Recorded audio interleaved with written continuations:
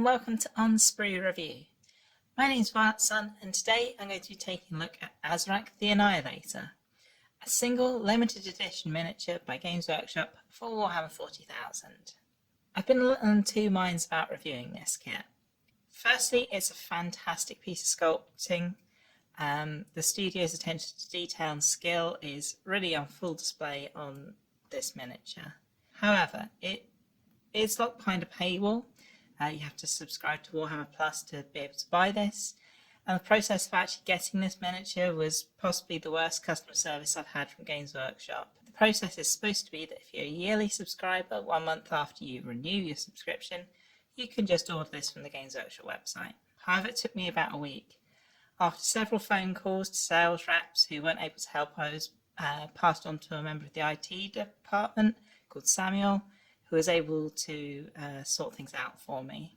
It seems like this is a fairly widespread issue as well. Even mentioning it on my fairly small Twitter account had about half a dozen people saying they had had the same problem. It seems as though Games Workshop's history of IT issues is far from over. I'm hoping this issue has been ironed out now, but obviously I'm not in the position to be chasing them to check whether they have. That all said, let's get started by taking a little look at the box. Now, I've looked at a few of the Warhammer Commemorative Series miniatures before. In particular, the Primaris Company Champion, which I'll put a link up to there. And this box style is very similar to others we've seen recently, with this light grey band at the top, with the Commemorative Series info, of course the miniature, this winged hammer in the background, the name of the miniature, and what system he's for. Yeah, one miniature, Warhammer. Yeah, it's the usual stuff to let you know that it's a Warhammer product. In this case, I'm going to actually zoom right in because the paint job on this miniature is absolutely fantastic. I think that's really what sold this miniature to so many people. Obviously, this is a World Eater's Terminator that's been given the name Azrakh the Annihilator, but this is based on a piece of artwork by Mark Gibbons that's appeared in many places in the mid-90s. In particular, it was on the 1994 miniatures catalogue, one of the issues of White Dwarf, and also it appears in the second edition Chaos Codex. And I think you'll agree that's a pretty impressive piece of artwork to be having in the middle of a codex. It's bizarre that it's taken this many years for this miniature to become a thing, rather than just this piece of artwork.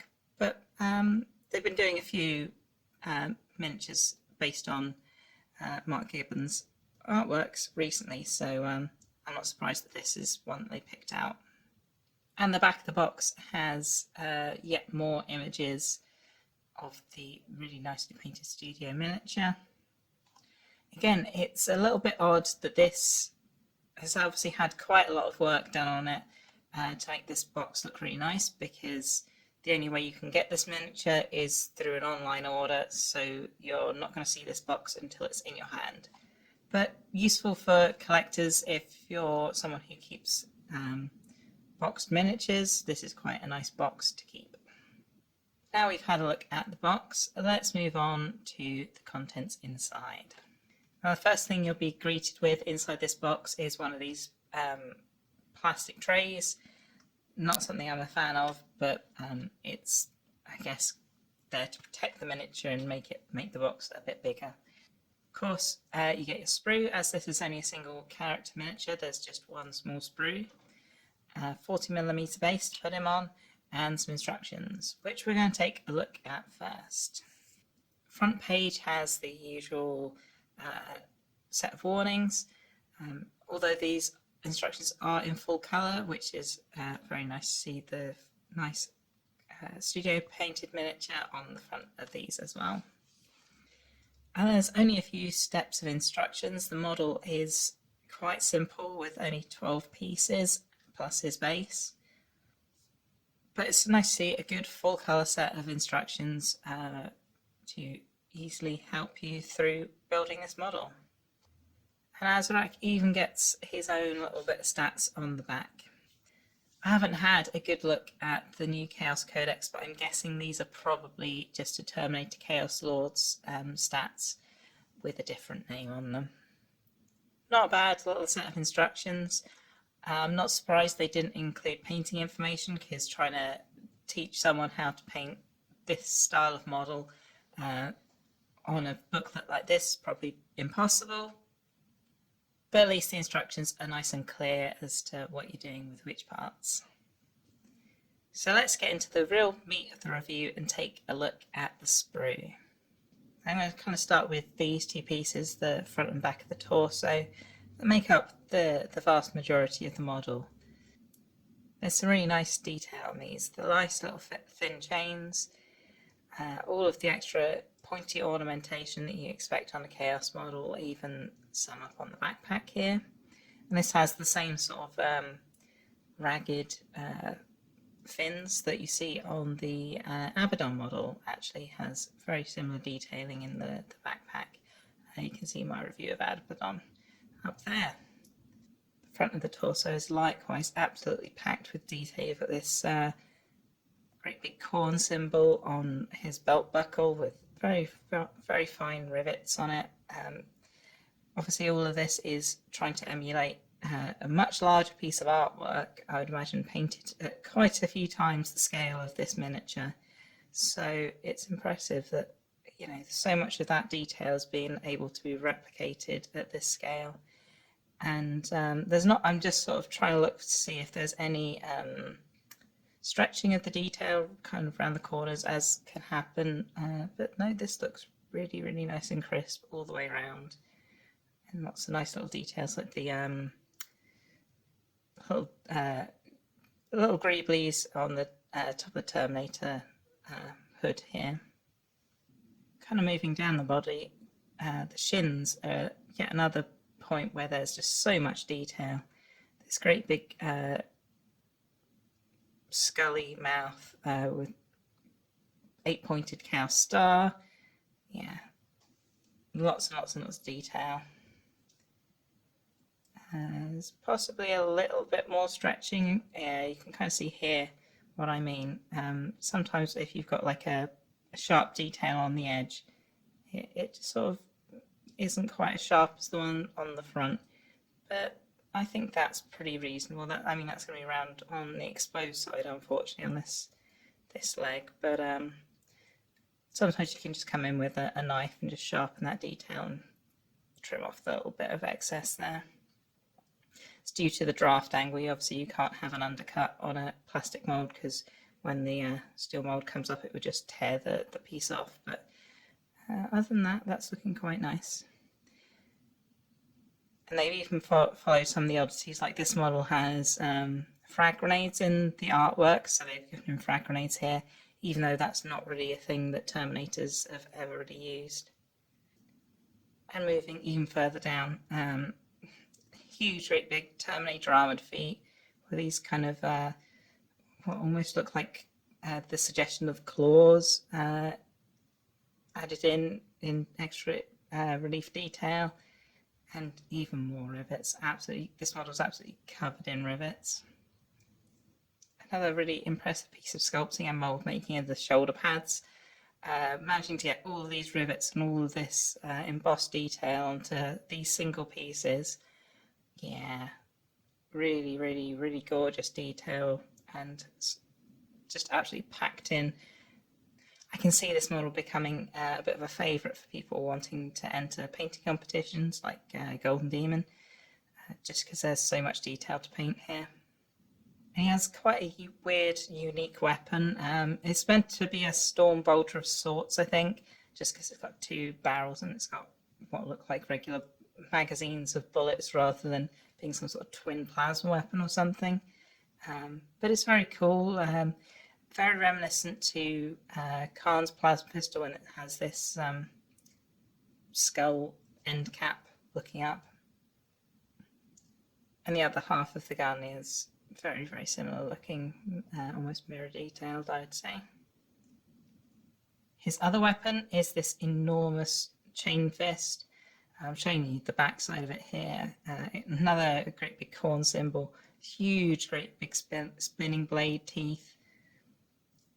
Yeah, it's a very big, impressive weapon for what is essentially just a spiky fist. And the other half of this has the rest of the fingers, and so you got a little bit of relief and detail there. Sometimes you'll have a chain fist and the sort of finger parts of the fist will be all moulded in, and it doesn't look so good. So it's good that they've upped the part count a little bit to add some more detail on this model. And of course, it wouldn't be a Cornate model without a really, really horrible grimacing face. He is not a happy chappy. I'm pretty sure that's conveyed very well in the plastic. And the likeness to the original artwork is pretty clear as well. It's a really nice, characterful face sculpt, as much as I'm making light of it. And I like the cables as well. It looks really, really good. So, Azrakh the Annihilator. Quite a nice model. I say it was very difficult for me not to make a review of this because I love the figure so much. It's a very evocative piece of artwork because the kind of mid-90s is when I started playing, so I saw this image around all over the place. So it's definitely aimed at that nostalgia market. They're definitely capitalizing on people that want to build and paint something they've been seeing for decades. But yeah, the problems I went through ordering it, and yeah, I don't like Games Workshop making these essentially FOMO miniatures. You know, get them now or you'll never be able to get them again. It doesn't feel good to me. Putting them behind a paywall to begin with, and then at the end of the year, using the making the rest of the stock available to first come first served, that might be a better way of doing it. Still not great because obviously anything limited edition tends to sell out as soon as it's available. We've seen that a lot with books and things. You know, as soon as they go on the web store, they're gone. So it's hard to tell, yeah, other than just making these nice miniatures a regular thing that anyone can buy in any Games Workshop store. I don't know. It's a difficult question. I'm going to be making this model up pretty much as is. I've got a feeling I might magnetize his hand to give him some different weapon options because I will be using this miniature on the tabletop.